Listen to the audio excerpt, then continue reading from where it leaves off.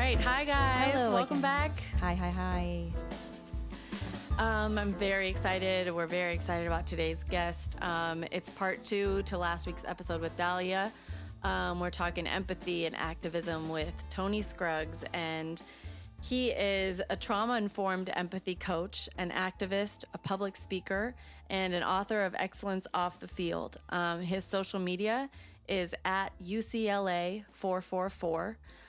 He goes by the Empathy Guy, and he has empathy trainings. He'll go into it, but every Thursday there's an opportunity for anybody to join in online his trainings on race, and he'll detail that for you. But stay tuned, check out his Instagram, and we'd like to welcome Tony to the pod. Hey, y'all. How y'all doing today? We're great. How are you? Spiritually grateful, physically cheerful, and emotionally pain mixed with a little joy. Yeah. That's kind of hopefully that's the constant state of things in terms of you can always find the joy in it somewhere, the joy in life, not the joy in the situation per se. But that's why we have you on to help us kind of navigate through that like fog, because I feel like that's kind of what this week has been like, super foggy and heavy. And and I'm so excited that you're here. Thank you so much. Yeah. And we last week, as I told you, Tony, we had Dahlia on, and they were very helpful with, the work that they've done. And we wanted to give our audience kind of, if we don't know who all of our listeners are, but, we wanted to give white listeners an opportunity to find a way in and not shut down. And then we thought it was very important to have you on as the part 2 of that conversation, because we want multiple perspectives, and your training as an empathy coach, I think, is highly, the world needs that right now. And so kind of wanted to start with, your childhood and your background, so people get a feel for how you came to this and what your growing up experiences were in your community. So I love this question. You know the phrase, a picture speaks 1,000 words? Yeah. So I have 10 words about my upbringing that I think speak 1,000 pictures. I am a Montessori Methodist raised in Palo Alto, California. I am a Montessori Methodist raised in Palo Alto, California. So what that means to me is the Montessori piece, private school, empathy. You are taught autonomy and empowerment at a very early age. I started at 4 years old. Methodist. Wow. I was baptized and grew up in the Methodist church. So youth groups, choir, family camps, like I said, baptized, the whole deal. So that's my religious background. And then growing up in Palo Alto, 99% Caucasian folks, there is an enormous amount of financial wealth. But what I learned was, being in Palo Alto, wealth is a mindset. It's about abundance, where rich and broke are the actual observations. So I learned how to have a wealthy mindset in Palo Alto, even though most folks think of wealth as financial wealth. So that's my quick 10 words. And then as I thought about the question of my childhood, what dawned on me was, I am a post-civil rights baby raised by pre-civil rights parents. So I'm literally just over the line where the people who are raising me are still impacted by the trauma of their experience. So if you think about it, I'm literally the first generation to figure out this new, supposedly we had all of the equality, but we were being taught by folks who were thinking about it in a different way. So, my mom getting her PhD in psychology, my dad living out his dreams as a property income investment manager. They did the work so that by the time I came along and I was post-civil rights, it was a blank slate, because they did all the work and they broke their personal chains to the past and the ways they were raised, if that makes sense. So what I wanted to share with you and everybody listening is, my parents methodically thought about what it meant to have a blank slate and to empower that person as a child and as a human being who would grow up in the world. So what they did was, first, the Montessori piece, they sent me to private school so I could learn about autonomy and empathy. But then they gave me the labels, the language, and the lens of empowerment, which I think has carried me into today. And just quick example, they knew that eventually I was going to hear the word ninja. Ninja is my synonym for the N-word. It's kind of my reference to it without the toxic energy on top of it. So they knew I would get the label ninja sometime in my life. They thought, let us give him labels first. Let us give him a foundation first.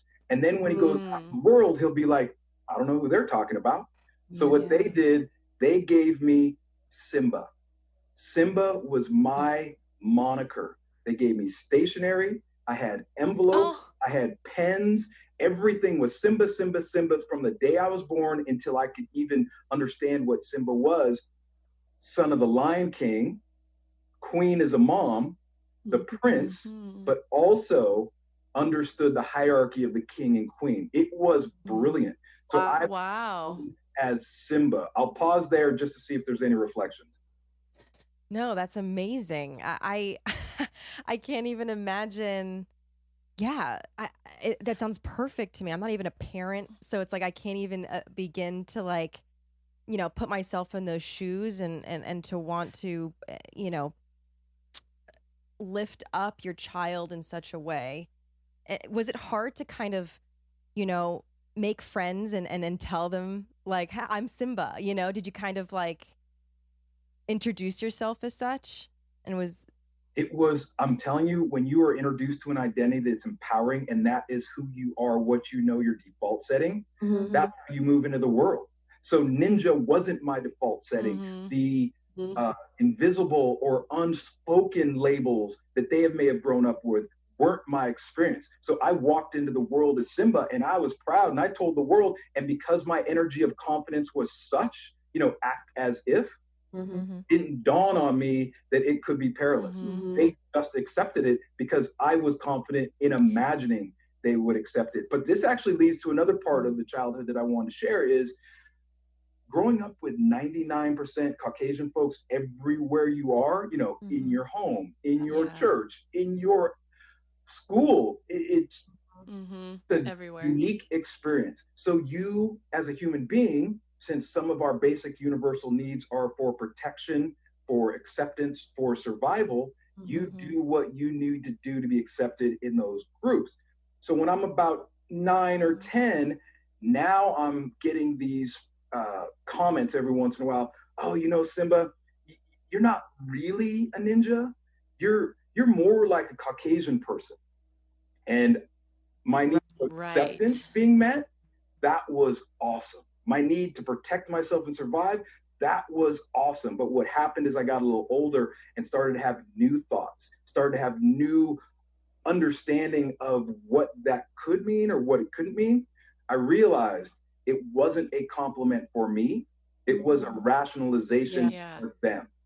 That way, their preconceived notion of the group while carving me out as an exception. And the reason I came to this was I'm 12 years old, I'm in science class, and the teacher says, let's talk about theories.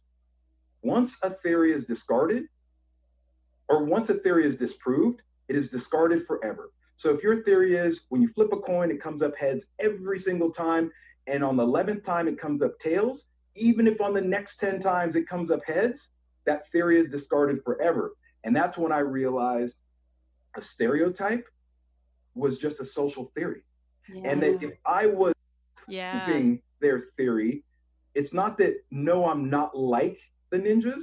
It is, no, your theory sucks and you need to change it. So by 12-year-old, I started speaking that. It's like, no, dude. No. I proved that what you think about the group is inaccurate. So don't ever say that to me again. So that kind of sums up the childhood as far as being empowered. And we're only 12 years old. So wow.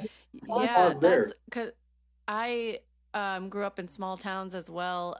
Me too. And and it was interspersed with periods of living abroad and traveling with my family. And then, in like in West Africa and China and Norway, and then coming back to these small towns and realizing that these kids around me don't realize like what else is out there, and other cultures, other skin colors, other music, anything. And one of my friends, honestly, there were like maybe 3 or 4 Black kids in my graduating class. And oh wow. Yeah, there were a good amount of Hispanics, but there were very few Black kids. And there's one of my friends, Robert, and he still lives there. And I saw, maybe it was like a year or even 2 ago, but he made a post to his friends in the town and was like, look, you guys, I've grown up here. I love this town. I love all of you. I haven't ever really made a public statement like this, but I have to say that when you tell me that I'm one of the good ones and I don't count because I'm not like that, exactly what you said, Tony. It's like you're basically saying that still all other Black people are this, but you're not, as opposed to looking at me as, oh, you're a representation of what Black people are, therefore they're not. Exactly what you said. But he was expressing that to a town that he's lived in and loved in, all these people. And I know that he gets that all the time. It's like, oh, not you, man. No, sorry, not you. You're one of the good ones. And it's just like, then, like you said, especially as a kid, you feel at first maybe accepted. Oh, good, they accept me. And then you realize the whole trickery of it all. And it's just, yeah, it just really... It's just a social theory, and according to science, once it's disproved, it must be discarded forever. Right. Right. So, yeah, go ahead. Go ahead. No, go ahead.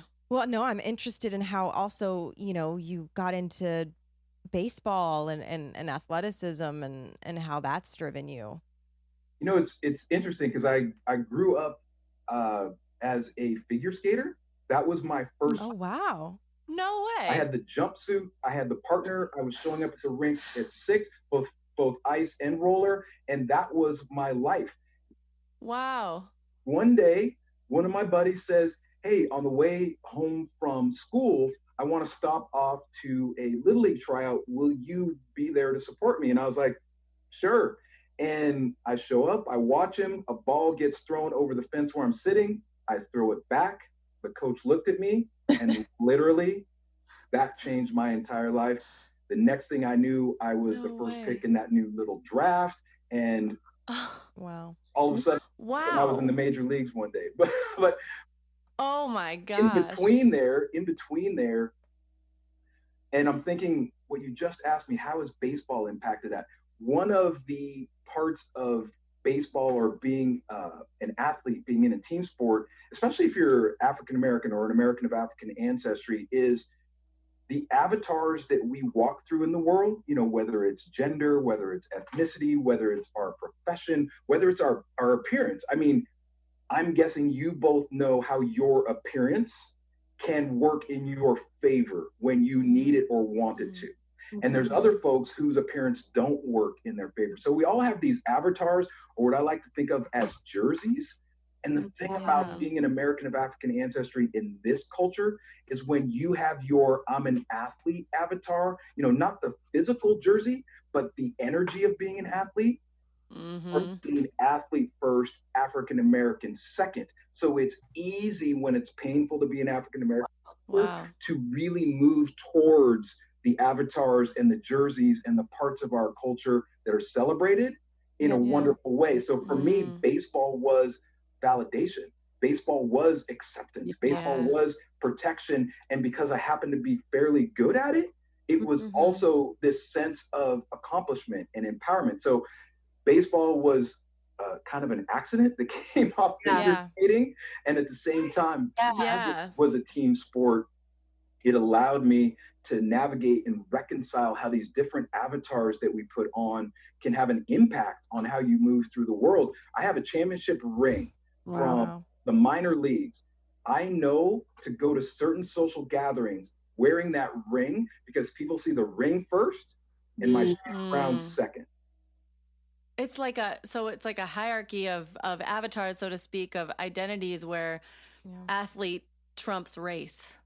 Basically, if you get to a certain level and your knowledge of that and all of our subconscious knowledge, like you said, of what we are, is it, you know, you go into certain rooms and, oh, I was reading something the other day. I wish I remember what it was. I think it might have been white fragility, but I could be wrong. But anyway, she was saying how, like, you go into a room and she's like, if I go into a room and I'm the only woman, my identity as a woman is at the forefront. If I go into the room and I'm the only white person, my identity as a white person is in the forefront. And it's kind of like that. But so you're right, because society, that's the one area everyone loves their football players and their baseball players and their basketball players, and get so mad when race gets brought into it, when someone takes a knee, and it's just like they just want to. It's so bizarre to think about it that way, like you're saying, which takes precedent in society, or in what rooms. Was it confusing for you, you know, to like love what you were doing? Well, did you love what you were doing? I mean, you know, even though you thought that maybe you were only respected because you had a ring or because of your talent, and maybe, yeah. If I back up a little bit so that folks can kind of follow along chronologically. Yeah.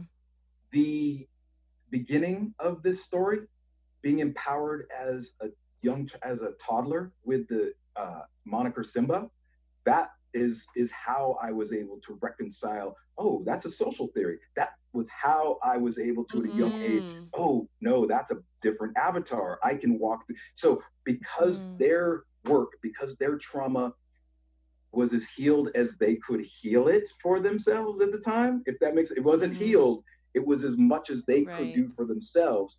Because they were able to do that, I was able to be free and think about things in a really contemplative way. And for people who understand brain science, I was able to get out of my survival brain and be in my wizard, my executive, my prefrontal lobe as often as anybody I knew who was an American of African ancestry. But to your question with sports, I was recruited out of high school to play baseball at UCLA or to have an engineering scholarship at MIT. Wow. Thankfully, or at least the way I see it, Snow and MIT did not hold a candle to some wonderful people in Southern California and UCLA. So I made the choice to go to UCLA and play baseball. And what was fascinating is one of the questions that y'all asked a few days ago was, how was it at UCLA being an athlete, and how your teammates responded to you and around ethnicity, around race? And after about 20 minutes, when I was really thinking, I was going back to that period of time, and I was like, how was it? How was it? How was it? Why am I having no memory of it being challenging or painful? And then I was like, dude, you went to frickin' UCLA. You played in Jackie Robinson Stadium. It was the opposite. There was no challenges. You were revered. And if you and your listeners are familiar with I'm getting goosebumps, by the way, right now. If you and your listeners are familiar with the quote, see it to be it, I was playing in a stadium that was celebrating an African-American man who, and because I believe that race is the entirety, not the variety, and I believe we are shades of brown, I don't think he broke the color barrier. I think he broke the love barrier. That's what I call it. I think Jackie Robinson broke the love barrier. People were able to tap into love. But when I thought about your question, I thought, dude, I was celebrated. I looked like the man that the stadium was named after. People revered him, and then that energy transferred over to me. So it was probably the opposite of how you originally were imagining the question might be answered. Right. We didn't bring it up a lot, but it was just understood. That was Jackie Robinson Stadium. It was a sacred space for African Americans, and it was holy. And the other little piece of that before I put it on pause is one of my coaches was just old enough that his rookie year in the major leagues was Jackie Robinson's last year, and they were teammates. No way. So he pulled me aside and said, Jackie would probably want me to tell you this. Jackie would probably want me to share this experience with you. Wow. So not only was I revered because see it to be it, but I was also getting firsthand wisdom from the man, Jackie Robinson himself. So as far as UCLA baseball went, race was something that was celebrated, revered, and being an African-American was an asset. Wow. Yes, go ahead. I was wondering if you ever had, it's interesting because in the context of a sports team tends to be where those things don't come up, because it's all under, like, people put whatever they might say on the street or think on the street doesn't even come up, because it's like, we're a team no matter what. People put blinders on to things that we shouldn't care about. But that is like the entirety. I mean, when you're in a sports team in college, that's like your life. And so I guess I was curious if any comments, if you were any stick with you from college, or comments, any people saying, I guess you already had the tools at this point, it appears, to really deal with that. Because I remember you sharing a story when I first went to a White People for Black Lives meeting a couple years ago, and you were sharing with us about one night in the dorm rooms where you just, I don't remember the details. I remember you broke down, and it was something about race, but they were there for you, but it was powerful. And I guess I was wondering if that was a positive memory for you, or I don't remember all the details. I just remember I was moved by it, but it was a story about race in that sense, but it was uplifting. Wow. I'm deeply moved that you remembered it, and I'm viscerally there in the moment. So team and UCLA baseball, you're right on point. The story was about my fraternity. So I was also in a fraternity. Oh, okay. Wow. Which were wonderful because they balanced each other out along with school, and they were totally like different worlds. And yet I was learning and growing so many things in each world. And just for your listeners, there was 100 members of our fraternity, and there was 99 Caucasian members. So there you go. I was outnumbered 100-1, but I took on that status that a Michael takes or a Tiger takes. It was no longer an African-American fraternity brother. It was, this is Tony, our fraternity brother. And it's interesting to reconcile, because it was similar to "you're not like them." It wasn't the words and it wasn't the sentiment, but the energy was acceptance, because we see the humanity in you. So they weren't trying to rationalize the group as a whole, but the energy of acceptance was slightly similar, and that makes sense. And the story that Molly was referring to is, one night my junior year, I happened to have the fortunate or unfortunate privilege to be able to open my throat when I drink beer. So I can drink at the speed of gravity. So you can either tie me or you can. What? There's no beating me because it's gravity. We either tie or you lose. I also had some rhythm. So on the dance floor, I could flow. And there was just one night where Tony, chug this, Tony, dance this, Tony, do this. And it was just overwhelming. I was like, dude, I'm not your freaking pet. I am not somebody who you can just call out whenever you need like a court jester to do your And I was just in tears. I was like done. I'm like, there's a phrase in the last few years of, it's not my job to educate you. And while I agree wholeheartedly, I think that when you get to the third stage of emotional liberation, first stage being you believe everybody's responsible for your pain, second stage being you start to rid yourself of toxic people in your life, and you now have this newfound liberation, and you're negating and you're getting rid of toxic things. And then the third stage is where you're able to empathize with those folks, and you're able to find a balance. And so in that third stage, it is not my job. Where in the second stage, you need to protect yourself. It is not your job to educate, and you need to protect yourself. In the third stage of emotional liberation, which comes all the way back to being empowered with the label Simba as a baby, it's not my job, but it's my honor. And I believe that I can do it effectively, so I choose to.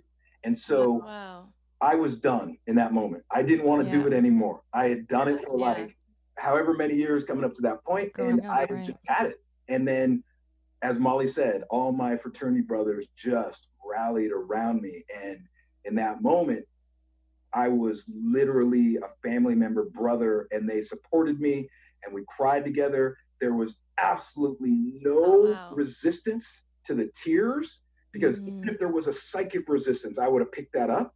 But there was none. So it was like tears all over the place, and we were just comfortable in our pain. in that moment. So I appreciate you. For college-age men, college-age fraternity men, that's shocking. It was deep family vulnerability, and it was out of their heads, and it was right in their hearts. And I don't think they even consciously knew what was going on, because we were all so connected to our hearts in that moment. Would you say that kind of, was a catapult for you to want to work like with empathy and become an empathy coach? Like, was that one of the first moments, would you say? I've been thinking about my path and like, how did I get here? And I'm telling you, that 4-year-old Montessori experience, I really didn't know that the foundation of Montessori was empathy and autonomy. But of course it is. Like, of course it is. That's who I am. And so my path, I've thought about 5 touchstones experience. 4 years old at Montessori, learning empathy. And if your listeners can even imagine this, I had teachers say, Tony, would you like to play the guitar right now? Would you like graham crackers right now? Would you like to sleep right now? Or would you like to practice Spanish right now? Wow. I would like to play the guitar right now. Okay. And that was how I learned autonomy, even though I didn't know what the word meant and I didn't know what was going on. I was learning autonomy at such a young age. It was ridiculous. So that's touchstone 1. And then I'm 11 years old, and my dad gives me this book. He says, I think you're ready for this book. And it happened to be about behavioral science, a book called Psycho-Cybernetics by Maxwell Maltz. And what it dealt with was being able to change our feelings, our thoughts, and our behaviors by changing our physiology, our focus, and our beliefs. And it let us know that everybody has a nervous system, the body system that regulates, connects, and reflects. I forgot the rest of that definition. Everybody has a nervous system. And if we can shift our physiology, focus, and beliefs the same way as another person, then we will act, behave, think, and speak just like them. Which, if you think about it, if you're around toxic people and you're modeling their physiology, focus, and beliefs, you're modeling that. If you're around excellence, then you're modeling that. So that book changed my life at 11 years old. And for the listeners who are like, dude, serious? 11 years old? Seriously, 11 years old. They didn't baby talk me. They went straight into it from the time I was a little kid. And then the third touchstone I thought of was when I got to UCLA and I skipped a couple grades. So I had just turned 17 my freshman year at UCLA.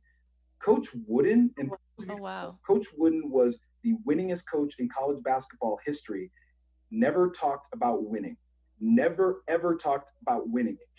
That approach and that mindset prevented the full development of a human being. So his phrase was, never try to be better than somebody else, but never cease to try to be the very best that you can be.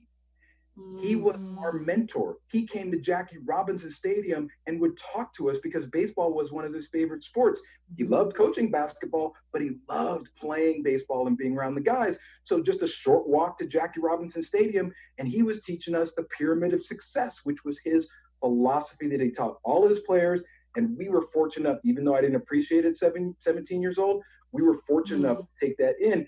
And for those who are familiar with the pyramid of success, the bottom layers, industriousness, friendship, loyalty, cooperation, and enthusiasm. And then it goes all the way to competitive greatness at the top. So I think that was my third touchstone moment of, I didn't know that it was empathy when you're not trying to be better than somebody else, but I realized that's part of my journey. Fourth touchstone is I just got drafted by the Texas Rangers. So my story is recruited out of high school, drafted out of college. And then when I got hurt, when I was done playing sports, I was rehabbing and an agent walked up to me and said, hey, you ever thought about being an actor? So my experience is recruited out of high school, drafted out of college, discovered out of sports. So the law of attraction has played an amazing role in my life. I'm in minor leagues and I'm on the bus, and instead of listening to music, audiobooks were just starting to be big at that moment. I got into Deepak Chopra, Eckhart Tolle, Wayne Dyer, Tony Robbins, and that foursome, that quartet really reinforced what I had learned at 11 and started really connecting with me around how to develop yourself, how to empower yourself, how to empathize, how to connect with other people. So that's touchstone number 4. And then the last one was going to India with my dad and traveling Mumbai for a couple of weeks with Gandhi's grandson. And that's where the philosophy of nonviolence and then the tools of nonviolence for communication, which is what I specialize in. So the way that I share empathy is through the lens of nonviolence for communication. So my path to being an empathy coach, I think, runs Montessori, psychocybernetics, Coach Wooden, some of the greatest philosophers in the world, and then India with Gandhi's grandson. That's amazing. And it makes sense too to become an actor because you know, especially when, you know, empathy is your thing, because you just want to learn these characters and learn how people act and why they do these things. And it makes complete sense to me. Yeah.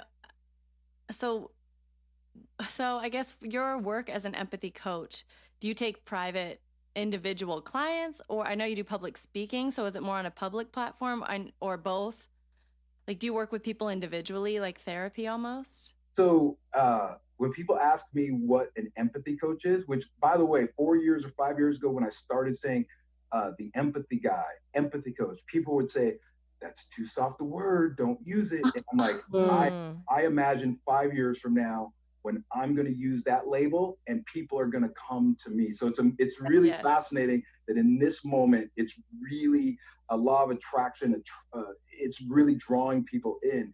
For me, an empathy coach, and specifically a trauma-informed empathy coach, I was thinking, how do I describe what an empathy coach is? So the short version for listeners who just need a quick snippet, an empathy coach is someone who shows people the reason, the big why they do what they do, and then how to talk about it. The big reason that people do what they do and how to talk about it. That's the short version. The expanded version is an empathy coach is someone who helps people navigate conflict. It's somebody who helps people transform their lives spiritually, emotionally, physically. It's somebody who helps people rediscover peace of mind and inner and outer harmony. And with that, so now I'm helping fathers and sons resolve conflict more effectively. I'm helping mothers and daughters say no more confidently and compassionately. I'm helping individuals celebrate their own brilliance. I did not know how opposite to our culture it was to help somebody celebrate their own brilliance in a natural, heartfelt way, not in a, I'm doing this in an arrogant way that is true inside, but I want people to think outside. So helping people celebrate their brilliance. So to answer the question, I'm helping couples, teams, companies, and individuals. I'm showing them how to listen and think empathically, and then how to translate that verbally. So showing them how to listen and think empathically, and then translate that skill verbally. And the example that I came up with, because I'm thinking it would be helpful to have an illustration, is I was one of my teammates, actually, you know, now that I'm not playing pro sports anymore, I play softball. It seems like directors and producers really enjoy having former pro players on their softball team. And so we're in NCO, we're playing a game, and there's a break in the action. I'm in the outfield with one of my teammates, and they all know what I do, but it's one of those things where we haven't quite gotten into what we were talking about in the fraternity with the connected to their heart moment.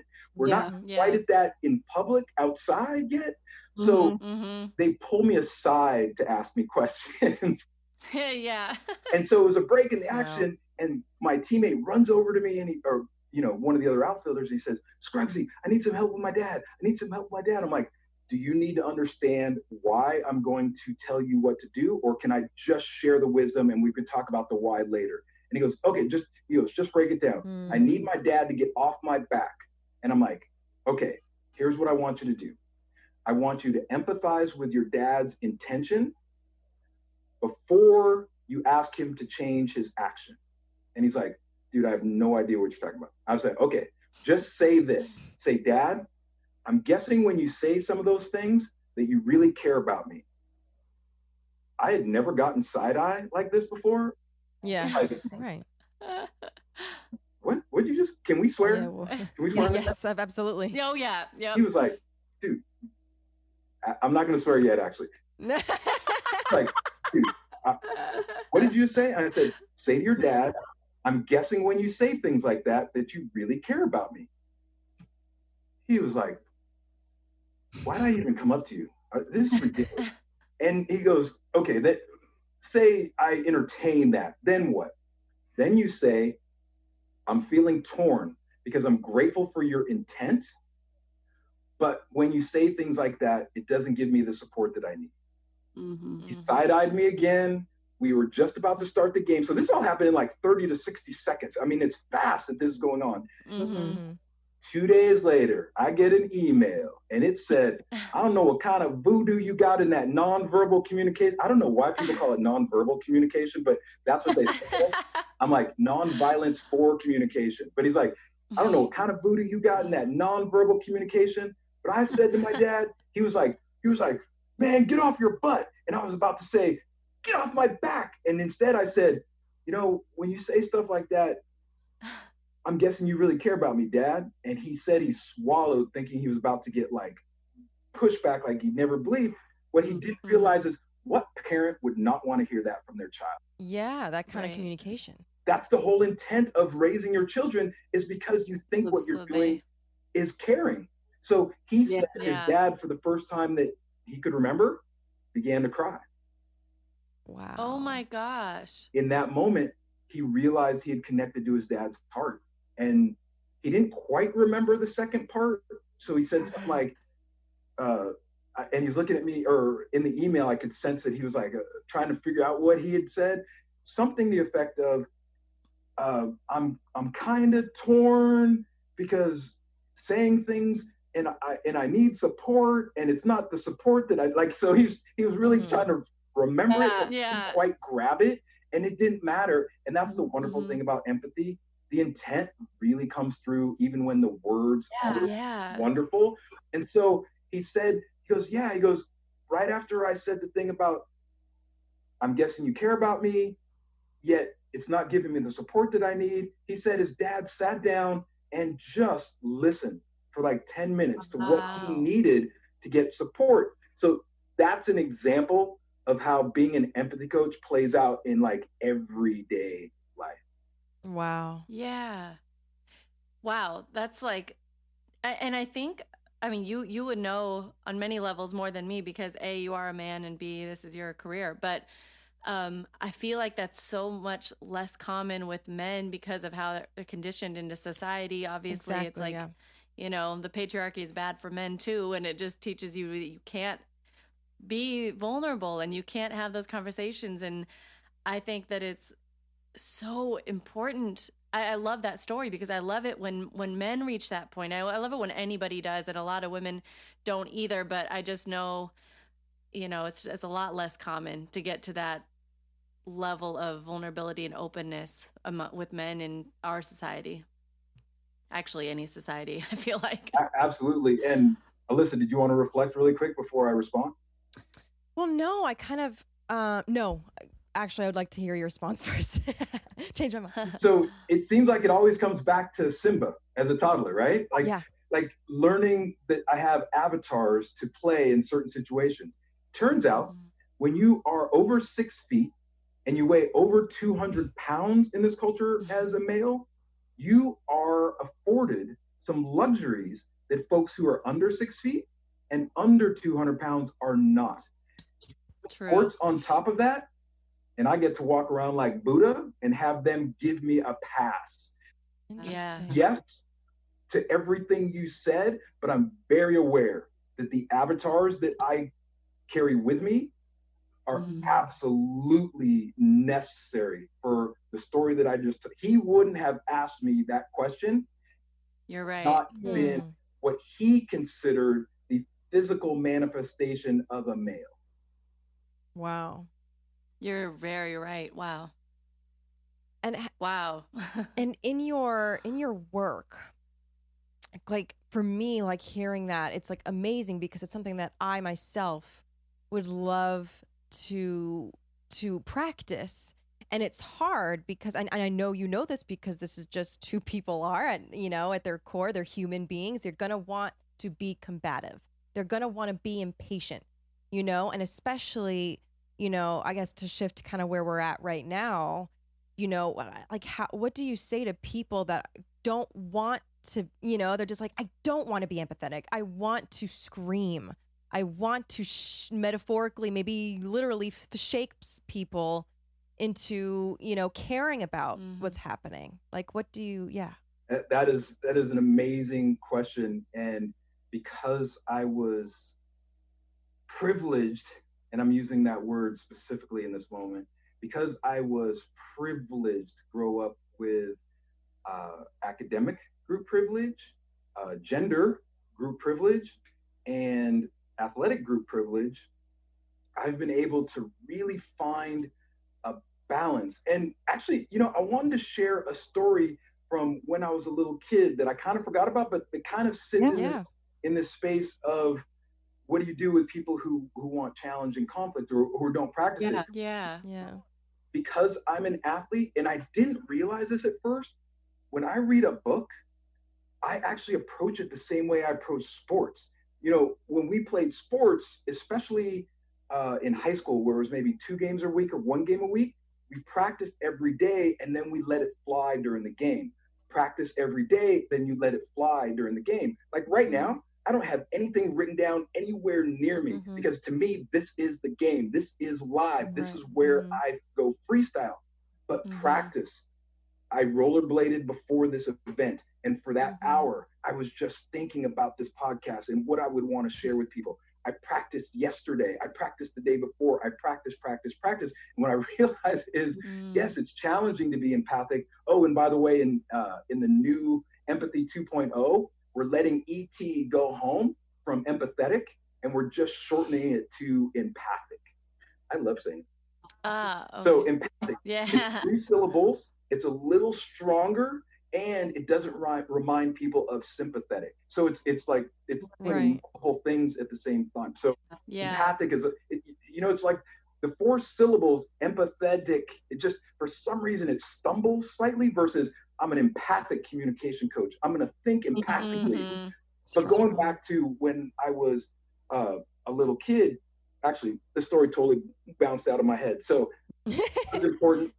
And when it comes to conflict or the roadblocks that prevent people from really finding a way to talk about this in our true nature, I think the roadblocks to this conversation about toxic group privilege and implicit bias and ethnicity and human variation is the labels, the language, and the lenses that we use. I really was thinking about this, that the roadblocks are our labels, language, and lenses. And that happens to be the first part.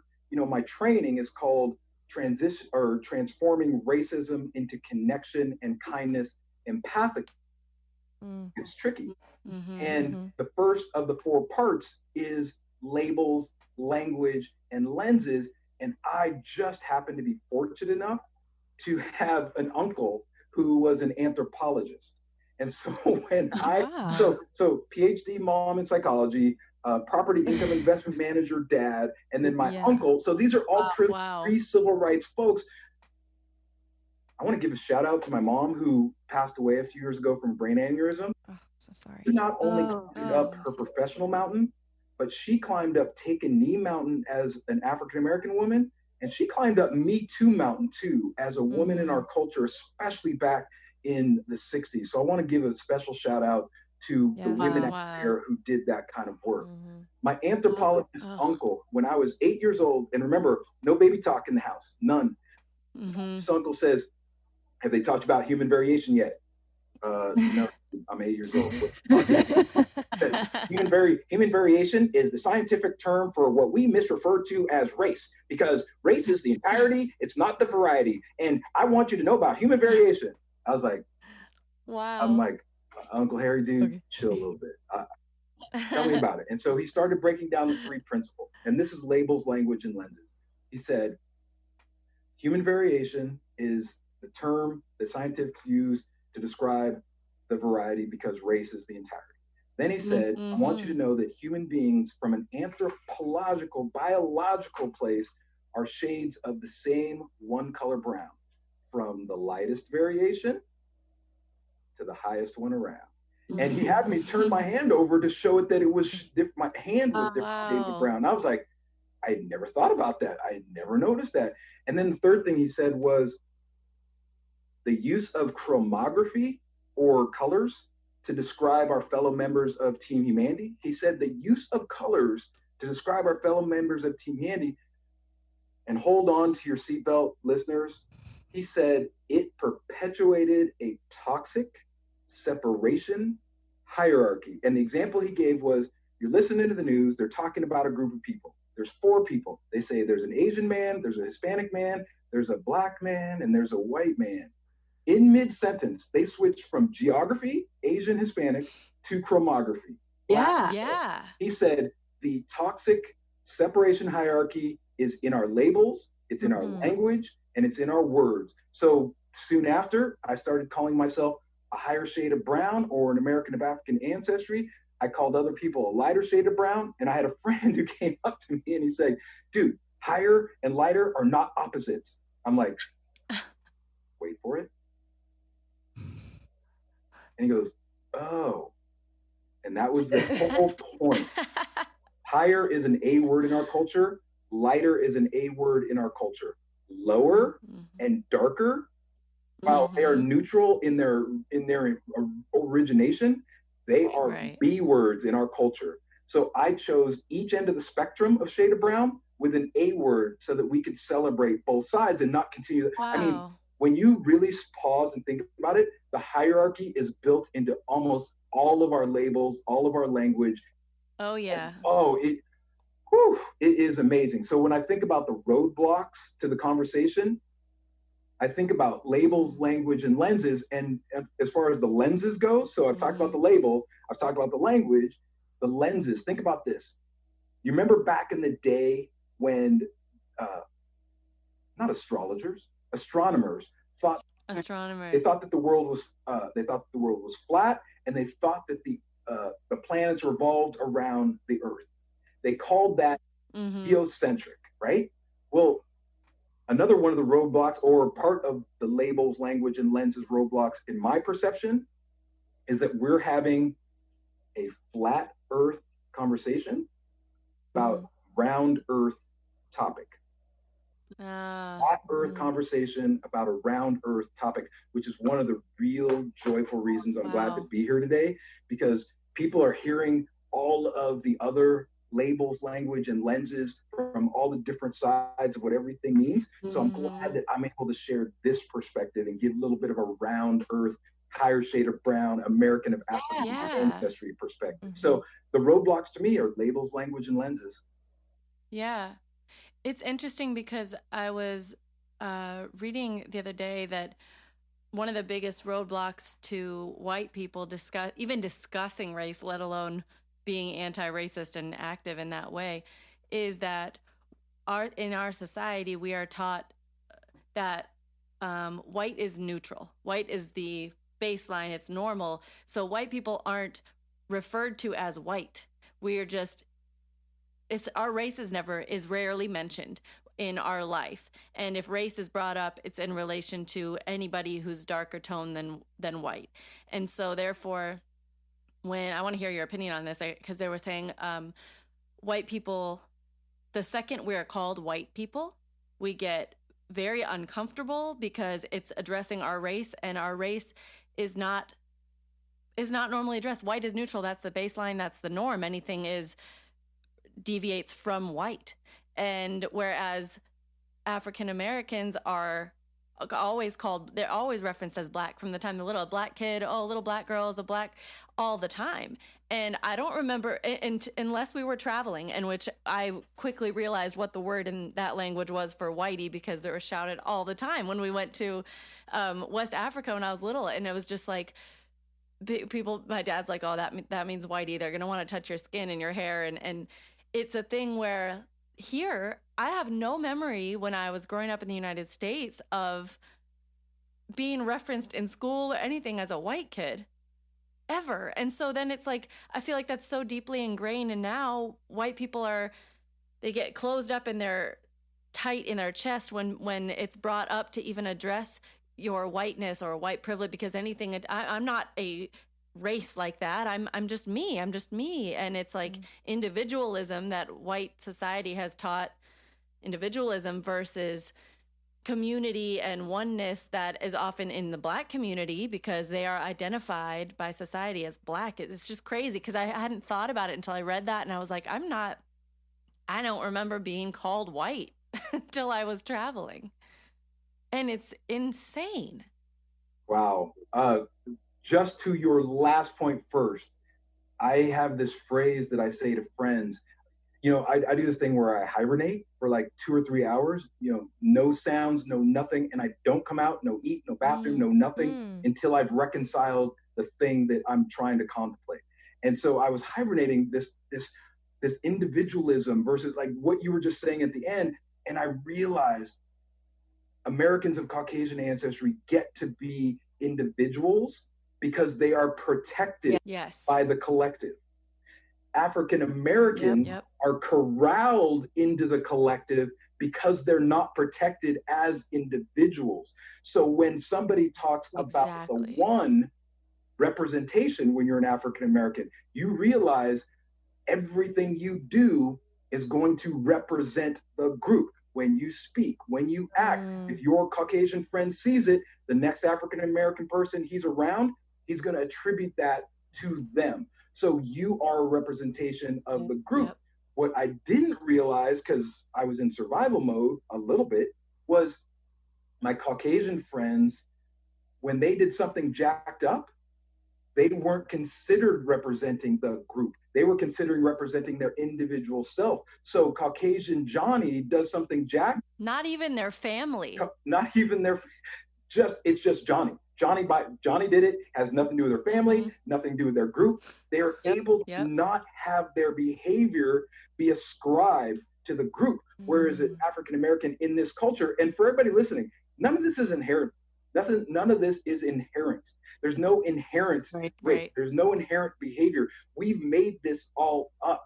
So what I'm talking about is not the way it is. It's the way we've created it to be and we've put up with. So and when Johnny, because he does something jacked, it's not ascribed to the group. But Tony does something and now it's ascribed to all African Americans. By the way, I've been aware of that from the beginning.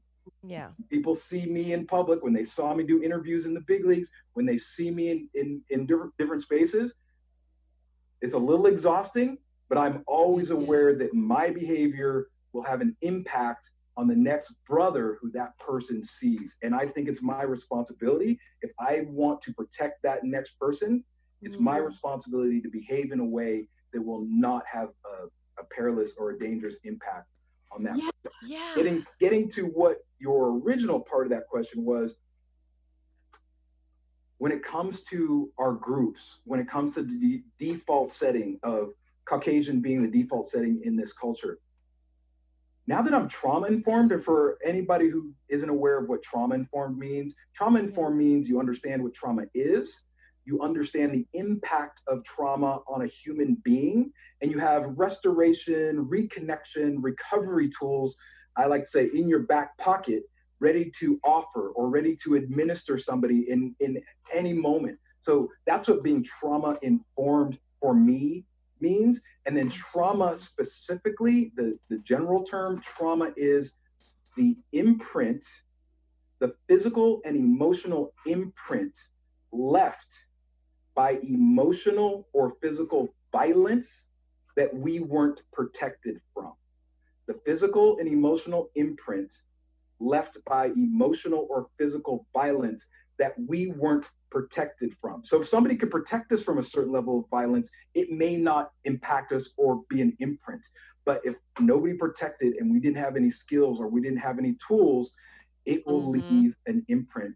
Thus, being trauma-informed, I'm able to offer or administer restoration, reconnection, and recovery tools. With that said, unless there's a quick question or reflection on any of that.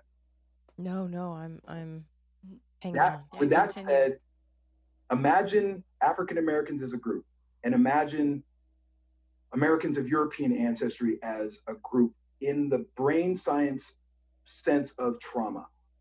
So you have 4 parts of the brain. Hopefully listeners will at least be a little entertained while I get a little bit in the weeds. So 4 parts of the brain. Oh, yeah. Brain 1, survival brain. So you got your amygdala.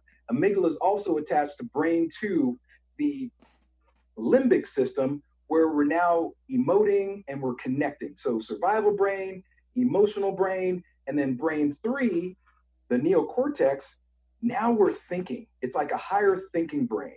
And then brain 4, some people say it's just 3 parts of the brain. They think 3 and 4 together. The prefrontal lobe, that is where we have the executive function. So now we're planning, we're decision making, we're contemplating life.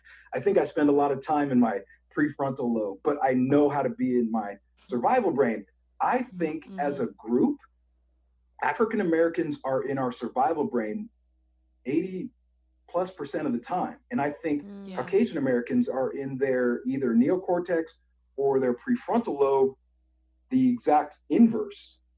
They're there 80% of the time as well. And for anybody who is trauma informed would know, when somebody who's in their wizard brain, which we call that executive function penthouse of the brain, and they're talking to somebody in their survival brain, even just the slightest little nuance is activating. Now, think about how we interact with each other. It's not the slightest nuance like, oh, I was wondering, your music or this thing, is it okay if I borrow it? That would be like a subtle nuance activation. It is, yeah, you don't belong here. I'm going to beat your ass. Get off my street. You are inherently inferior to me. So take that exponentially. Imagine one group is in their survival brain, activated by the least amount of nuance and violence. The other group has no idea. Well, the other group is activating it. And we're walking around in both these sides of our brain as a group. So individually, I can be in my neocortex, but as a group member, I will jump to my survival brain. So it's if people can follow along. I mean, we can be in our individual brain and our group brain really quickly in like a And so when you talk about fragility, when you talk about the default setting, I really think if we can find a way, and that's what I'm trying to do with transforming racism into connection and kindness empathically, is have a trauma-informed response to some of these things that can complement what Dahlia does. They can complement what Nicole Hannah-Jones does and Ava does and all the activists who are doing the policy work and the behavior work. I see what I'm doing as a supplement. I see it as a sustainable path up Equality Justice Mountain, something to hold on to, and then something to carry with you while you're on these other paths, and then something to come back to recharge your battery to go back up those activist paths. So one of the other reasons I'm so grateful you had me on, because I wanted to celebrate the other activists and the work that they're doing and let people know I'm not trying to do something different than them. Well, I'm not trying to do something that competes with them. I'm trying to do something that complements them, and I want to celebrate them. And I realize the lane that I'm in, given that when I was a toddler, I had a very unique experience from very amazing people. And I realized not everybody has that experience. So the last little answer to this question is, for anybody who is like confused about what group privilege is, and my term is group privilege, because I think, at least the way I see it, is when we use the color term before the word privilege, it implies that there's only one type, and that ends up reinforcing what my uncle talked about, the toxic separation hierarchy. Even though well-meaning people are trying to use it to help, it's actually creating separation in a sense, which prevents us from getting to the ultimate goal of connection. So with everything that you hear about privilege, take that in and hear it, and then also think about what I'm about to say. Group privilege is the dynamic where things work to the benefit of one group to the detriment of another group, to the benefit of one group to the detriment of another group. I have gender privilege. There's things I can do, like walking late at night in a parking lot, that Alyssa and Molly may be doing a little calculus of doing. I have athletic privilege. My friends who didn't play sports, they do not have the juice that I can walk around this society with. And I have academic privilege. My parents threw me in at Montessori at 4. I'm very aware that I know the English language and how to use it. Having gender group privilege, having academic group privilege, having athletic group privilege has helped me understand what privilege means, how I, where things work to your benefit in detriment to other people, in comparison to other people. I realize what it's like when I don't have ethnic group privilege. I realize what it's like to have privilege in other areas. So I can kind of speak on the conversation from both sides. I know what it's like to be on both sides of privilege, and it sucks to not have privilege. It sucks because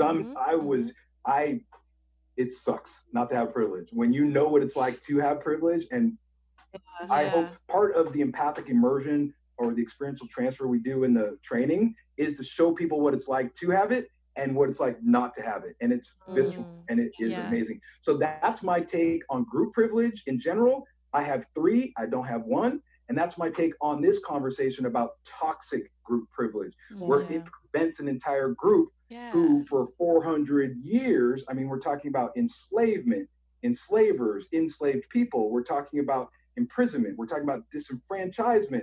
Thank you, 1619 Project, for teaching me. And we're talking about toxic group privilege in that sense. So I'll pause there, and then we'll get on to the main event, which is, what do I believe we need to do to shift stuff? I mean, I was going to kind of ask that, I guess, as like a precursor, like, I wonder with someone with your tools, because you're so evolved. There's not a lot of people like you, there's, like, I don't hear a lot of people like talk about it on that level, and it's refreshing and it's new and it's overwhelming too, because it's not what you're conditioned, or at least, what you think. It's not how a lot of people are wired. Like I said, you want to react, when you see violence, you want to react with violence, whether it's actual physical violence or screaming. And watching what's happened this week and throughout these years, like, does this challenge you and challenge your work? Do you ever have a moment where you're like, no, that's messed up? I feel angry, and it's not like I do. You, like, is your instinct in that moment to feel empathetically towards officers? It's fascinating. Go back to the Touchstone event when I'm 11 years old. My dad gives me the book Psycho-Cybernetics, and it's telling me that if you have the same nervous system as somebody, let me see if I can remember this. The body system that regulates, nope, don't remember it. That if you have the same nervous system and you shift your physiology, focus, and beliefs, that you would act and behave just like them. And it meant that if somebody who you don't agree with is standing in your space, it means they have a different physiology, focus, and beliefs. And once you have that awareness, it's almost impossible to think, oh, I'm going to be super frustrated with this human being because I don't get where they're coming from. Empathy is the respectful understanding of another experience.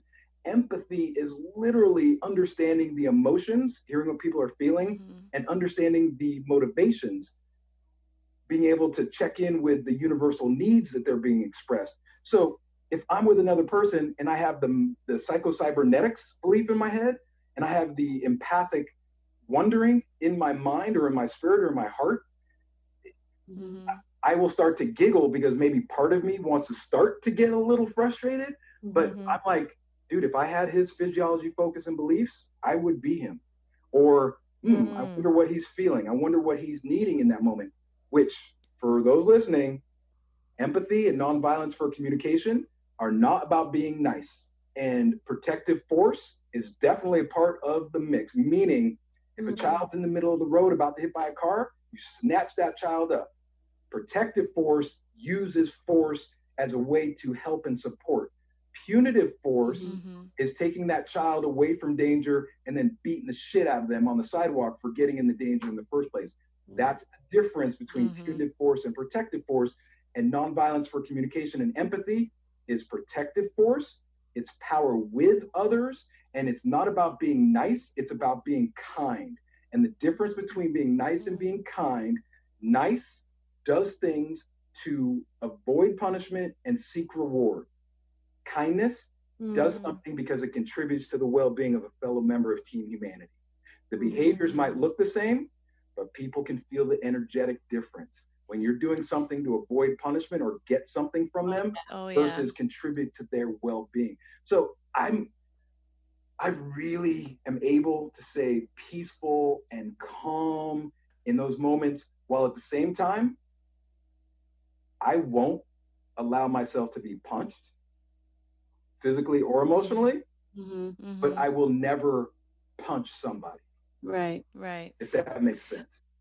I have a question of how you bridge the gap between, because I myself, I think I'm always, sometimes I find it hard to state my actual opinion because I so easily can see where someone else is coming from, and I'll be like, I know this, but it's like hard to get a full statement out because I do practice that a lot where I might not have the problem of in the situations of today, say you're out, like Alyssa and I were out at a protest together and there, some guy walking down the street. He was clearly mentally unstable. He was walking the opposite way of the protest, just being like, you guys, this is stupid. Why are we even doing this? But in an example of when you see, I have no problem seeing somebody or even imagining in those cops, like what their background must be to make them think this is the way the world should go. I can imagine why they think that. So that step I can get to, but where I get stuck is the anger that comes from, I'm willing to see your side. Why? Like, I can't force somebody to actually sit and listen and be like, why are you not willing to look the other way? That's where I get so angry. I have a really hard time, like, calming myself down and the fact that I can see their side makes me even angrier because I feel like if they're not trying to see the other. First off, I want to hold space for what you just said and let you know that I was listening and sending love and empathy for the frustration when you're putting in all of the work and it doesn't seem to be returned in your direction. When you're offering compassioning, ing, and you're being met with toxicity. So I want people who are listening to know that I sense that energy for a pause and for spaciousness. And then to respond, two things popped up for me, which flows into what do I believe we can do to move forward. The first thing is there's three types of empathy. At the Empathy Institute, our training this Thursday night at 7 p.m. is the Transitioning Racism Minus Empathically training. And at the Empathy Institute, we really focus on three types of empathy. So there's emotional empathy, which people are familiar with. Brene Brown, she talks about emotional empathy, where you feel what the other person is feeling. And usually it's focused on the pain that the others feel, even though you can also feel the joy that somebody else is feeling. And then there's mindful empathy, which is my teaching, my approach, my philosophy, where you understand what the person is feeling and needing, but you don't take on the weight of their feelings and needs, which means I recharge my batteries and empower and rise up while I'm connecting with the other person, where if you're doing emotional empathy, you discharge together. And that's where people get exhausted and drained. And I'm sensing maybe some of yours, Molly, is the emotional empathy part of it as well. And then here's to kind of respond to your last piece about the police officers. There's something called mirror empathy. And the idea that many people in our law enforcement could be part of this mirror empathy population is really concerning to me. Mirror empathy is where we inflict pain on another person to see our pain reflected back in their eyes. Oh, wow. Inflict pain on another person to see our pain reflected back. So if you think about it in a really perverse way, it's a request to be seen, heard, and understood, but it's taken by force that people aren't volunteering for you to inflict pain on them so you can see your pain reflected back. And so there's a quick rush of dopamine when somebody sees their pain reflected back. I wouldn't see that if I inflicted pain on someone. I wouldn't get that rush of dopamine because I wouldn't be seeing my own energy reflected back. But somebody, and listeners, hold on to your seatbelt. Folks who hurt children, folks who hurt African Americans, folks who hurt women, folks who hurt anybody, a little piece of their psychology. And like I said, remember, empathy isn't about not force and being nice. It's kind and protective force. So if we need to remove somebody from society, protective force does that. I'm not saying that at all. What I want to say is, if you want to understand somebody who inflicts pain for a split second, just think, I wonder if this person is inflicting pain to see their pain reflected back. And if they get a rush from that, they need mental health help. They need the frickin' empathy guy to come into police forces, empathize the heck with them, and then teach them the new way, which is what I want to get to now. The way that I think moving forward is actually, I talked about part one of It's Tricky, transforming racism into connection and kindness empathically, is labels, language, and lenses. Well, part 4 is my favorite because you start with the labels. I mean, we talk about flags and statues and take a knee. We get into politics and purses and politics and police. I mean, we get heavy with it. But then part 4, empathy, healing, and unity. I'm telling you, when you go through those first 3 parts and you get to empathy, it's like coming out of a tunnel. It's like coming out of the chrysalis and you're like a caterpillar who's now has butterfly wings. But I don't think people would appreciate it as much if we didn't go through the chrysalis first. And one of the biggest pieces that people respond to are the 3 keys to ethnic unity. So that's just what I want to share for this last little wrap up is there's 3 keys. Number 1, seeing each other as members of Team Humanity. It sounds simple, but the biggest thing I think is we don't see each other as members of Team Humanity, as the same team. And what struck me in the example that I use is I was watching a journalist, I think it was like in Oklahoma City, and there was a story she was doing about some group that she wasn't a part of, and it was neutral, it was balanced, and that's how journalists do their thing, which I think may need to change. I think we may need to do heart-connected journalism because something in the age of 45, he's using gut words and we're using head words, and gut words are kicking head words, but we need to use like heart words. But she was talking, and then a story came on about a group that happened to be connected to her sorority in school. She became alive and she was activated. And I was able to hear this story in a whole different way because she was talking about people who she believed were part of her team. So I think if we see each other as members of Team Humanity, it'll be a big shift just by itself. Number 2, so number 1, see each other as members of Team Humanity. Number 2, speak empathically. We've been talking about it, but speak empathically. And the example I want to give for those who are listening, and now this is where we can drop some F-bombs. I'm in the passenger seat of a friend's car. And the whole thing about speaking empathically is the acronym GAP. We slip into the GAP. We guess what people are feeling and needing. We ask them if they're feeling and needing what we're guessing, and then we pause. We don't judge their response. We don't try to have a comeback. We go back to 1. We just guess what they're feeling and needing, and then we ask them if they are feeling and needing what we are guessing. The other part is we speak in observations instead of judgments, and we connect our feelings to our universal needs instead of our judgments to our thoughts. And this is where the story comes in.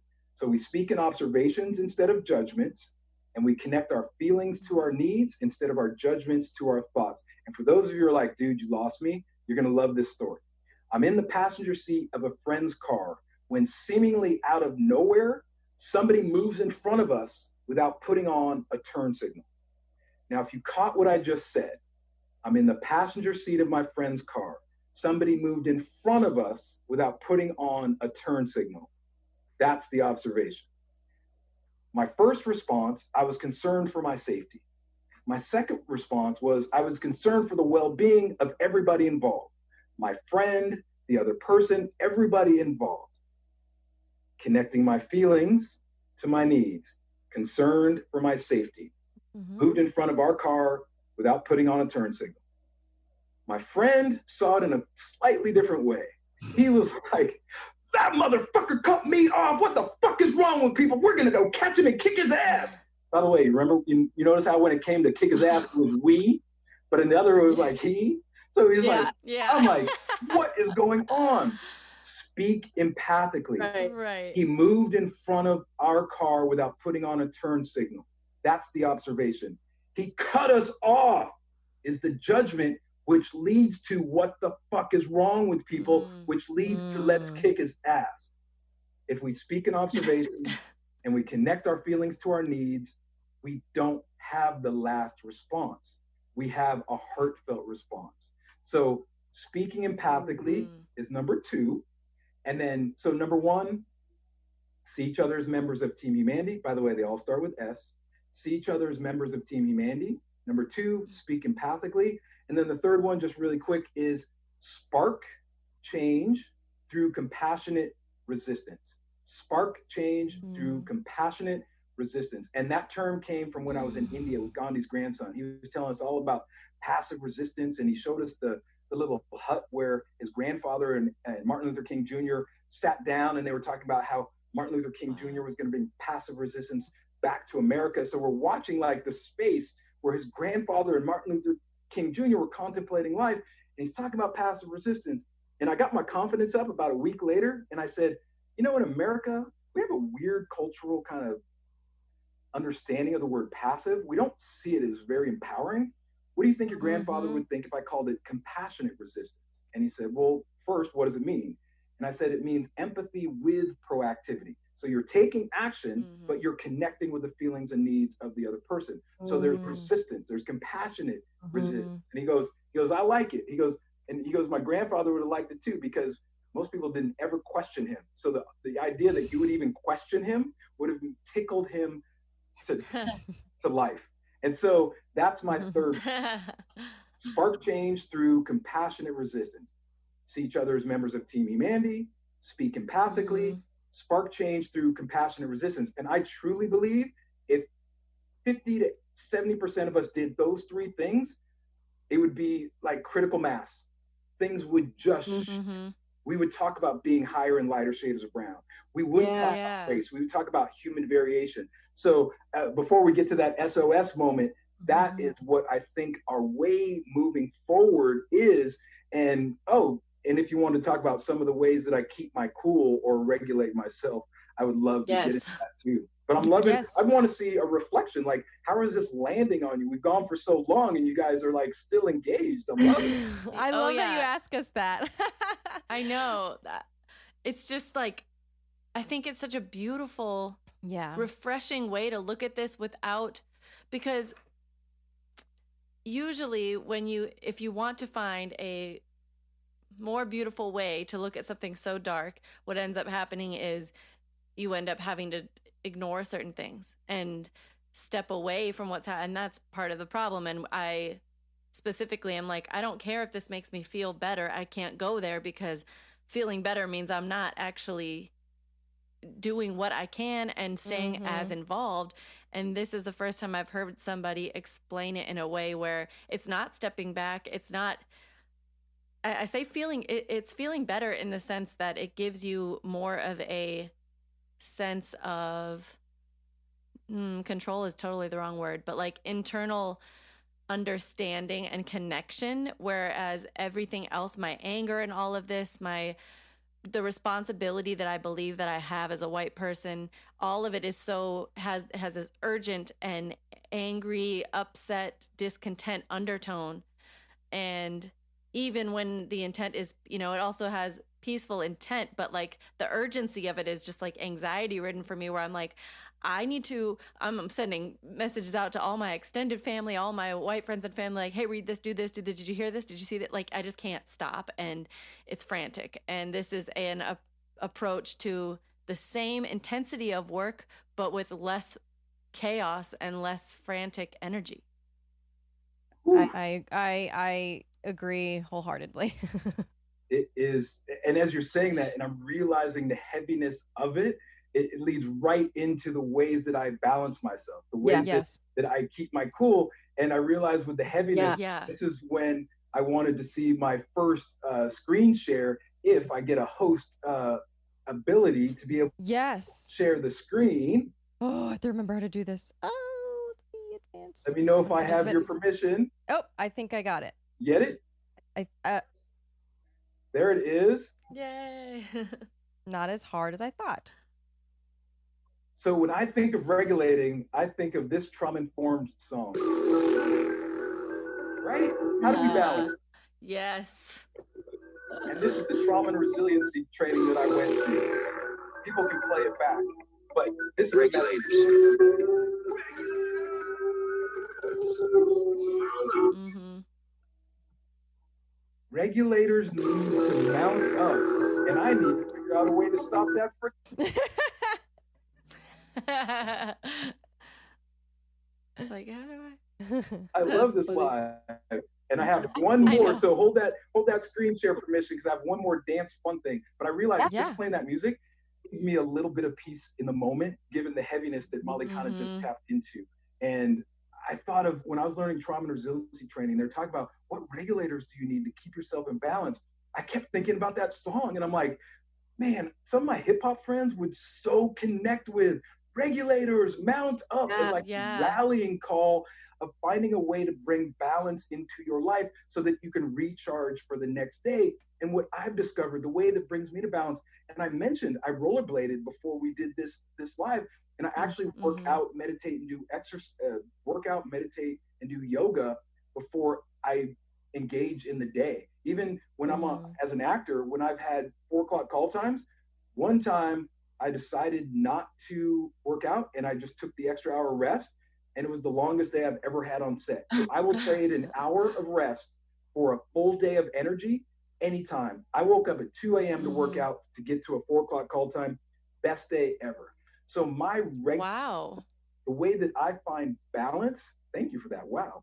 The way that I find balance is 3 types: spirit, mind, and body. So body first, yoga, exercise, smiling practice. I actually do this thing for 60 seconds during the day where I just smile like a jackass looking up for 60 seconds, and I clock it. And then I just naturally, that will be my response during the day, is I will smile. Singing practice. So I sing, like, oh, what a beautiful morning. Oh, what a beautiful day. I've got this beautiful feeling. Not everything's going my way. Everything's going our way as a collective. Singing practice, smiling practice, yoga, exercise, and then power breath tapping and power state shifting, where I choose, say you want to choose confidence in the morning, you're not feeling it. Stand, breathe, move, and look the way you would if you felt confident, and all of a sudden things will shift. We as a society, if someone said, okay, stand and move and breathe and look the way if you had no confidence, we would know how to like go down and our voice would change and we would know what it's like not to have confidence. But what if someone said, stand, breathe, look, and move the way you would if you were confident? We know how to do it. We just don't practice it every day. Yeah. So those are the body regulators that I practice every day to keep in balance so that I'm recharged.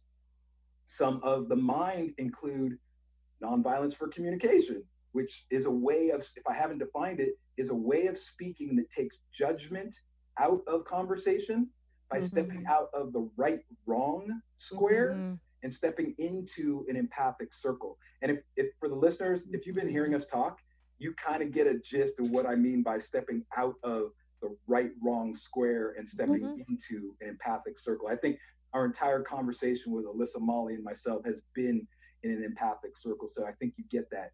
Then there's metaphor work. So I was working with a couple. This husband used the term ball and chain. And ladies, I apologize. Ladies, generically ladies, I apologize for men who use metaphors so toxic. So I made a request, which I realized was a demand coming from his wife that I needed to make into a request that he could hear. And I said, hey, would you mind switching out to love of my life for a week? She called me 3 days later. Oh my gosh. I don't even need to know. I don't even need to tell you what she said, because I know you know what she said, what the response was, and the whole energy that shifted. Metaphors are not real, but when we use them over and over again, they impact the energy in the space. So if you say ball and chain, say love of my life. If you say I'm at the bottom of the rock pile, dude, imagine being on cloud 9. Think about your metaphors, just shift them. So metaphor work, and then spiritually, I meditate. I meditate for 2 minutes. I meditate for 2 hours. And guided meditation doesn't really, I think it's the autonomous little Montessori Simba guy. Guided meditation doesn't flow my way. I needed to create my own, make it my own, and do it my own so that I can have a quick one when I need like a microwave version in 10 seconds. And then I have a lengthy one when I have 2 hours to just be with the world. So those are the ways that I bring myself back to balance. And is there any other reflections or sharings before we get to our SOS? That's no, I mean, I don't have any other question about it. I'm grateful that you explained that, because I think that's extremely helpful. And I think especially on the meditation note, a lot of people feel, I don't know how to do it. I guess, I don't know. They think they have to sit for 2 hours, but like you said, it can be in your car when you park before you get out of your car, and just like take a deep breath, because I know that, and meditation is a heavy word. And I know a lot of people, I hear a lot these days, like, I need to be meditating. And it's like, yeah, but do you understand that it's as easy as just sitting down, and there's no rules. I know there are techniques, but I think that it's important. I say this to myself as well, because I get like that. And I'm like, wait, Molly, you don't need to Google how to do it. You don't need a guided meditation. You can just sit there and breathe and slow your heart rate down, and that works, and then go from there. And so I think that the fact that you mentioned the range of what even you do for meditation, is important. We both just had a breath at the same time. You want me to give like a quick 20-second version so people... Sure. Yeah. People who don't like that word or have an adverse association, I call it tension relaxation instead of meditation. Because tension relaxation is something people seem to gravitate towards. Like, oh, dude, I want tension relaxation. I don't know what it means, but I think I want it. So tension relaxation, I call 10 to 1. So you count down from 10 to 1, and you start at the top of your head, and you just say, all right, check in on your head. Is there any tension? Let go of the tension. All right, 9, any tension in my chin or my tongue.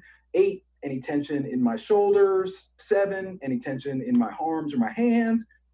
6, any tension in my chest or my lower back. 5, any tension in my legs, my lower body. 4, is there any tension in my entire body? 3, is there any tension in my emotional body? I'm going to pause on that so people take it in. Is there any tension in my emotional body? 2, is there any tension in my mental body? And 1, is there any tension in my universal body? So 10 to 1, tension relaxation, and the beauty and the magic is, by the time you get to 0, you are meditating. And it's John, I had to fix this tension. It's just recognizing the tension. Like if you have... Thank you for saying that. Thank your body parts for holding on to the tension for you, because they're trying to protect you. Thank you, Alyssa. I almost forgot that. No, it's more for me clarifying, yeah. Let go of the tension in my shoulders. Thank you for holding the tension as a way to protect me. Yeah. And would you say that kind of like helps alleviate naturally once you do that kind of thankful approach to it?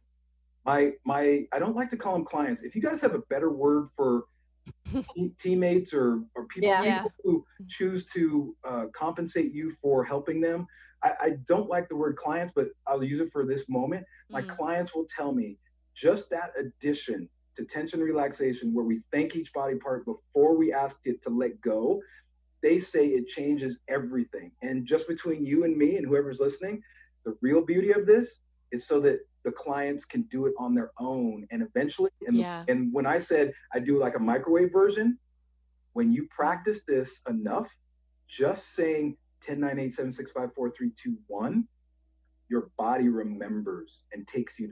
Wow. So my goal is that you don't need to keep coming to me. My goal is that you become autonomy Simba. You teach them to fish. Yeah. Oh, that's amazing. And I'm really, I would love to hear your SOS moment. Oh, and then I'll share just a little bit about the tricky webinar that's coming up. And actually, do you want me to finish with SOS or play this little 20-second clip going into SOS? Whatever. Oh, sure. Yeah, you could do that. All right. Yeah. So for those of you who are listening, and I can speak while I'm doing this. So for those of you who are listening, if you've heard me say that I have a webinar or training called Transitioning Racism into Connection and Kindness Empathically. It's tricky. And you started thinking about Run DMC and you're thinking, oh, well, that's a coincidence. It is not a coincidence because the lyrics to the beginning of the song, It's Tricky, are literally the anthem. And when I say transitioning racism into connection and kindness empathically, I am talking about the program that I created that focuses on transforming the disempowering beliefs, language, and mindset. Transforming the disempowering beliefs, language, and mindset, BLM, got us into this toxic situation in the first place. My whole approach, as I said before, is to create a path up equality and justice mountain as to complement the other activists doing the work, that are doing the policy work, that are doing the behavior work, that Alyssa and Molly did today by doing the groundwork.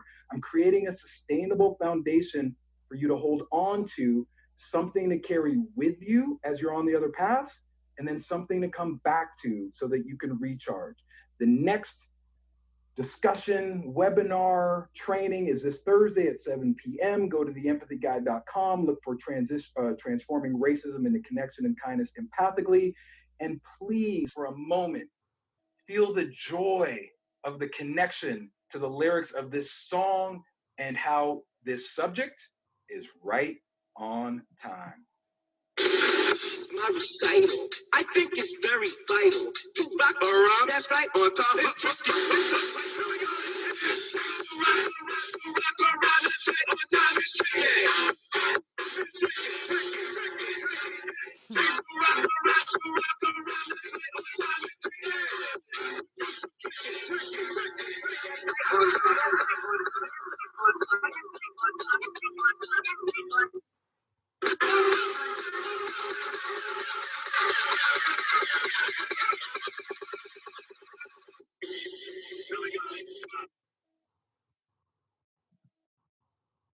So what I wanted people to hear, this speech is my recital. I'm overwhelmed with the excruciating weight of the generational toxic stress, the intergenerational trauma that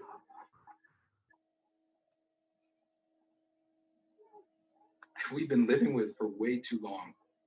This speech is my recital. I think it's very vital to rock a rhyme that's right on time. It's tricky, tricky, tricky. Here we go.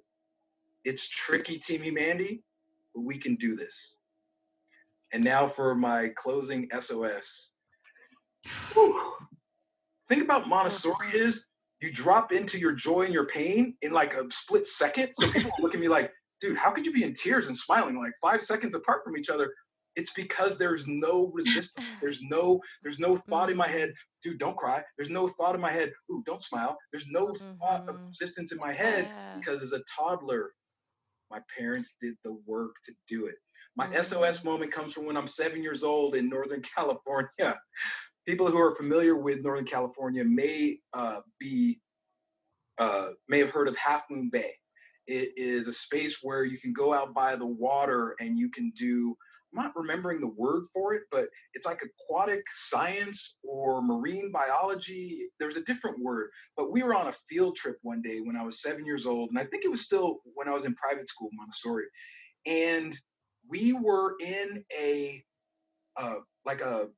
rock cove where the waves were, we were seeing all this marine life as the waves were edging, is it waxing or waning? Like, what is it called when they go out to ocean? Waning. Okay. Waning. And then they would come back in like every few minutes. So what the field trip supervisor had us do was there was a carve out in one of the rocks where we could stand down near water level and then climb back up to, say, 4 or 5 feet above when the water would come back in. Mm-hmm. So I was in the last group, and it was my turn to go into the little carve out, and I'm standing there with 3 or 4 other people, and the water is seemingly pretty far away from us, and then all of a sudden something happened. And the water came back way faster than the marine biologist dude thought it was. He's like, without trying to panic us, he was like, children, we need to move now and get out. And I didn't know what was going on, but since I was larger than all the other students, I helped them up. You know, I gave them a little hand boost up. And really quick in the middle of the story, I just want to share. I think this is what I was going back to like a half hour ago as I was a little kid. This reminds me, one of the reasons why I have such a deep amount of empathy, I think, is because when I was growing up, physically, I was developing faster or as fast, well, faster than my age group, but as fast as the older kids. So I was actually physically awkward. I would trip over my feet. Like, you know, I'd run, be excited, like, oh, there's my friend. And I would literally fall on the ground because I would trip over my feet. I was so awkward. But because I could throw and because I could move in general, I was the first pick on the playground. So I had this weird connection to people who were awkward and to people who got all of the breaks and were the first picks in life. And that balance seems to have carried with me. I've always been able to balance privilege, to balance empathy. It's an interesting balance. So with that said, I want to share. So in that moment, I'm larger than the other kids. So I'm helping them up, and all of a sudden the wave gets me. And I am pulled out into the ocean. Oh my gosh. I guess my survival brain took over. I didn't know what to do, what was going on. I think I was reaching, I think I was grabbing. The word I learned afterwards, I got sucked into the undertow. And it was fast and it was furious and I couldn't see. And then I let go.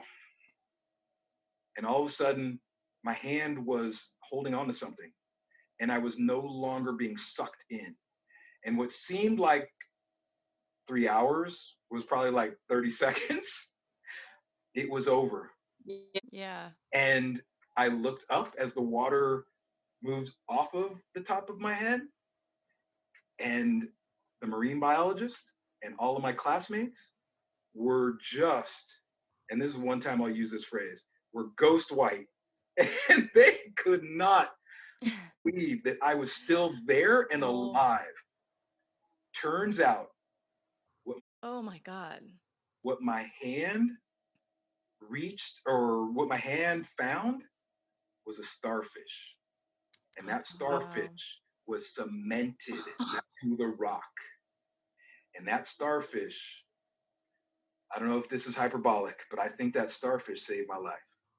Wow. And in that moment, I realized, wow, being present, surrendering, nothing really has any meaning that I thought it did in that moment. And that being the SOS moment as a little child led me to the SOS moment 2 decades later, where I'm standing at the edge of an airplane. My partner was having a birthday. I got her a skydiving experience with videographers, and I'm standing at the edge of the plane. We're about to jump. And I thought to myself, just surrender. Remember Half Moon Bay. And I jumped and I was in the air. I thought to myself, you know what? You're either going to make it or you're not. So you might as well enjoy the ride. So instead of having thoughts, any thoughts or any panic of, I hope I'm going to be all right, I watched the videotape back. Within the first 2 seconds, I am mugging for the camera. I was like, ooh, like what? Like the videographer, me and him are just having fun the entire way down. And then obviously, since I'm here, I landed okay. And so those 2 SOS moments, which I just thought of before we came on, piggybacked off each other, teaching me, 1, none of this is real. We're making it all up. And 2, when you can surrender to the energy of the universe and enjoy the ride, my God, life is but a dream. It's so, and thank you for sharing that. This is kind of a weird thing to relate to that, but when you're talking about like your first story when you were little and physically like letting go, and that's what saved you, it's in a bizarre way, it's why people who are intoxicated survive car accidents more often, because their bodies are just like, they're not tensed up because of the accident, obviously, but it's something so physical and like that can be tied to something that's so high plane, like mentality and emotional wise. And the sky, my first skydiving experience was the same in that the guy who was taping, he had a camera on his watch, right? The guy who's attached to my back. So he has it in front of my face the whole time. And then when we got to the bottom, he was like, I've been doing this for 9 years and I have never seen somebody smiling the entire way. He's like, from the second I turned it on. And I remember thinking like you said, and it's just freeing thing of like, especially once you've jumped, it's like before you jump, whatever, but once you've jumped, you're like, this is happening. And when am I going to get the chance to see the world this way? I'm talking literal, but also it goes along with the metaphors. Like once you really let go, you can see the world. And I love that you tied those two in together because they're so opposite, but similar, your two stories. So beautiful. And before you reflect, Alyssa, I just wanted to finish the last piece of that. Back off what Molly just said is, it also taught me that I can feel fear and still move forward. I don't need to somehow remove the fear to move forward. I can find a way to walk through the fear. And each of those examples taught me that I can walk through fear. So I'm a child who by accident, I swallowed the label shy when I was little. So I can really turn into myself at times. Listeners are thinking, dude, are you serious? We just watched and listened to you for like 7 hours. There's no introversion in you. But I did as a small child. So it takes a lot of energy for me to be this version, which is why I talk about the recharging, because it's so important for me. But when I am deathly afraid, when I'm deathly feeling fear, those experiences, I am never paused. I am never stopped by that. I can always walk through it.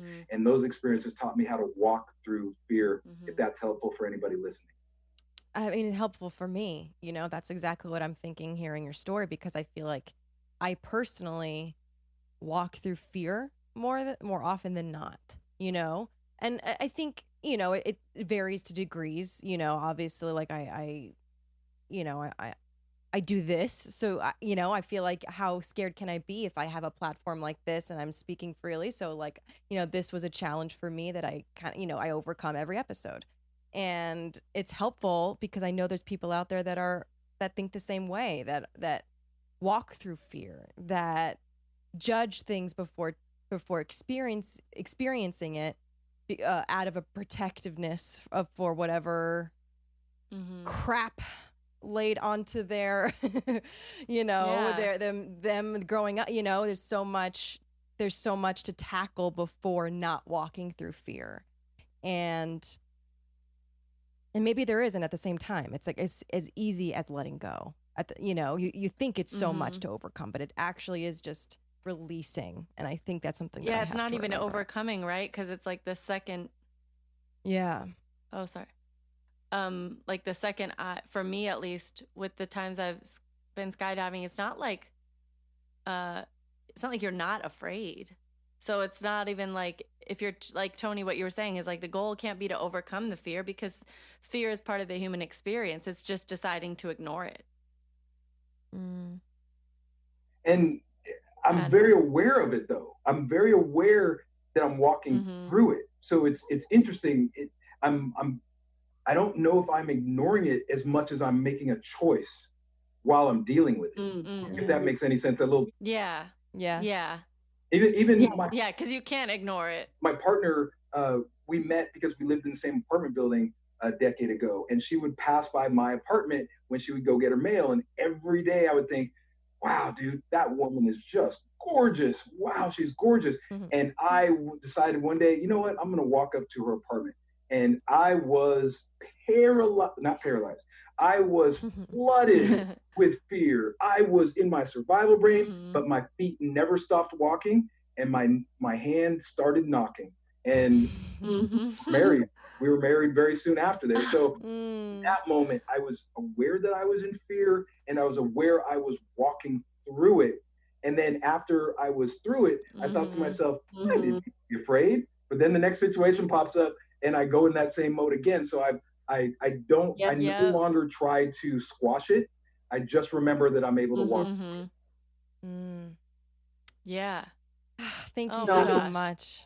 Yes, thank you so much. This was so fun. Thank you. I can't even express how grateful I am for you taking this time. And not only that, but I think you're the most, I have to say, and all of our guests would probably agree, you have taken the most time to, like you said, prepare and think about what you want to say. And I'm honored that you did that for our podcast, because my God, you have so much insight. Yeah, and it's necessary. One of the big parts of speaking empathically is how to receive gratitude or a compliment. And so I'm going to model what we teach by receiving what you just said.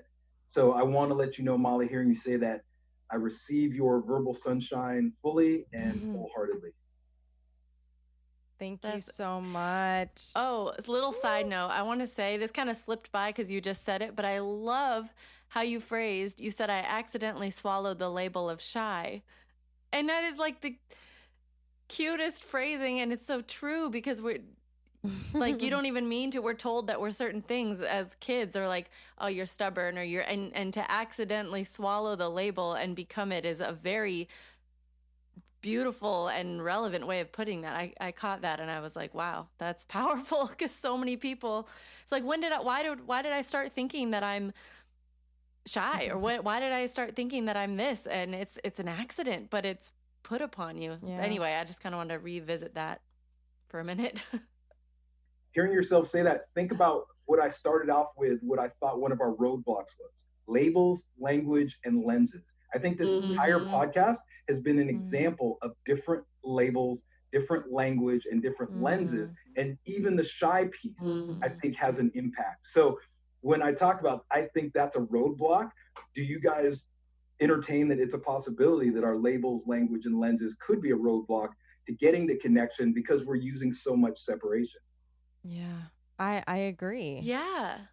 And like when you were saying using your, depending on what label you are, I guess, inhabiting at that moment, what avatar you're inhabiting at that moment, it's kind of like you said, when you get in trouble as a little kid, you are representing your entire, not even race, because like you said, that's the entirety, not the variety, but to a lot of people, observers, you're representing all African Americans, all when you make that mistake. And it's, and for people who have a hard time talking about race or considering these issues with race, and you shut down, I usually use the parallel of the gender inequalities, because everybody has an easier time talking about that. And I'm like, look, this is why when there is a female who is running for president, or who is in the public eye in a male space, everything is analyzed. And if she gets emotional, then all women, this is why all women can't do this, and women are too emotional.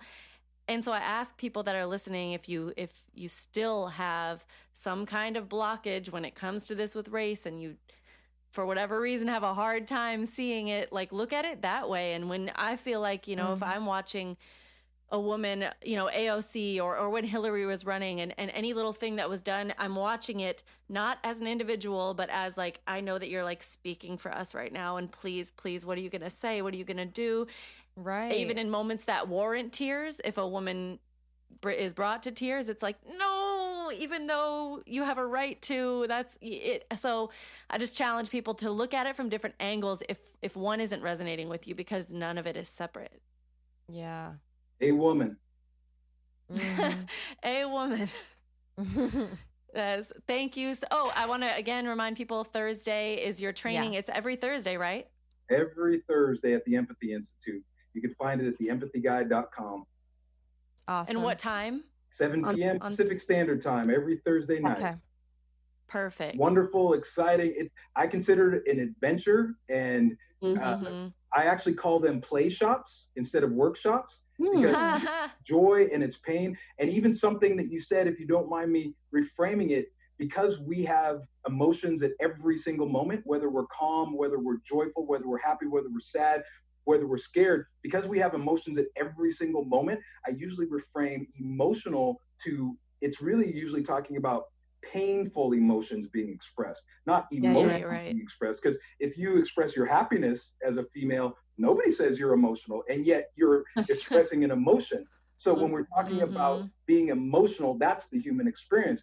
But I think if for the listeners, specifically what Molly was referencing is when women in our culture express painful, excruciatingly painful emotions, there is a different representative group standard held to that. The same way that for me as an African-American man, I get held to certain representative standards when it comes to behaviors or actions. Yes. Luckily, I'm 6 foot, 200 pounds, and I played sports, so I get to cry whenever I want to. Yes. Thank you so much. We're going to attach people to your Instagram, and they'll be able to reach out to you through there, and your events. I highly encourage people I want to go to the Thursday event as well. Absolutely. So, oh my gosh, thank you so much. Thank you so much, Tony. And just for those listening, the way I see it, life's a celebration, especially when we observe without evaluation. And if you're wondering how I feel, I am grateful for all of your times. May all of your journeys be surreal. And as we close this out, I just want to finish on a spoken word piece that sums up the moment that we're in and celebrates the life of Breonna Taylor, George Floyd, Ahmaud Arbery, and all the African-American folks who have had the fate that they have. And it's really quick spoken word, and it goes something like this. Living in America, what does it mean? The sky is blue, the grass is green. What about the promise, the experiment? The founding humans, they couldn't even live it. But divine intervention had a hold of the pen, and they jotted something down about all humans, created equal, endowed by their creator, self-evident truths, pursuing things greater, like liberty and life and happiness too, unalienable rights for me and you. Dang, Alyssa and Molly, that's awesome. What a lofty goal. The power of an idea, even if that idea it's tricky. The power of an idea. That is pretty cool. Together we rise, together we fly. I'm Tony Scruggs, the Empathy Guy. I love you all. Thank you so much to Tony again, and thank you for listening. It's such a different conversation like what we just had, because I can speak for myself, but I know because I've me and Molly have been talking a lot this week, and in general, it's like my instinct is anger, is like impatience, anger. I know, me too. Shut up, you're wrong, I'm right. So I feel like a conversation like this where you can level and breathe is a necessary tool, but it helps you forgive yourself for not having that instinct, and also forgiving a lot of people for things. And it's okay to have that anger and to recognize it. And beautiful stories. Yeah, beautiful I agree. Stories. Oh my gosh, it was incredible. Yeah. His insight. Yeah. And again, I'm so grateful. His webinars are every Thursday. It's every Thursday, right? 7 p.m. Pacific Standard Time if you want to get involved. Yeah. Again, his Instagram is at UCLA 444. 3 4s, right? Yeah, 3 4s.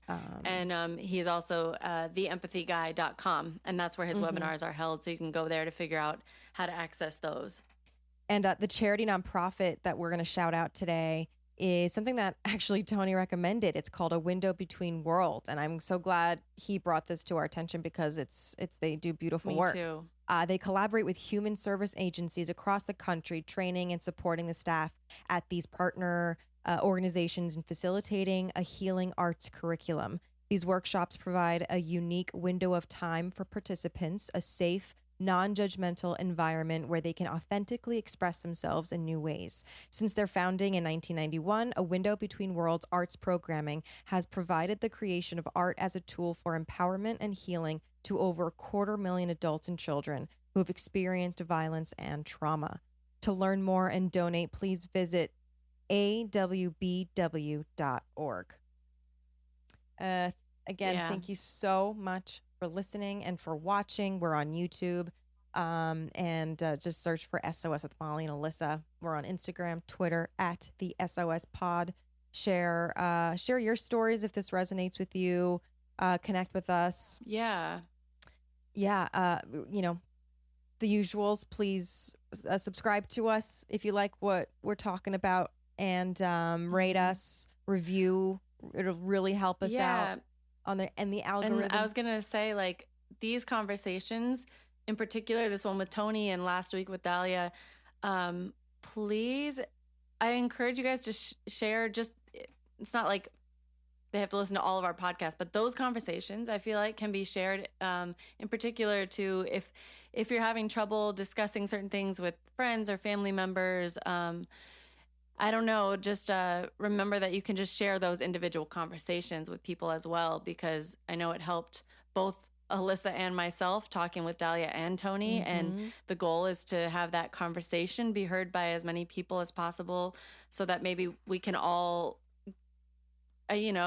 evolve together through this and, like, gain more understanding of ourselves and society and more knowledge. And so please share, just for the societal purpose, not for our benefit, but for everybody's. I feel like the more conversations like this that are heard, the faster we get through, the faster we evolve as a society. Amen. So guys, thanks for listening, and here's to turning meltdowns into magic.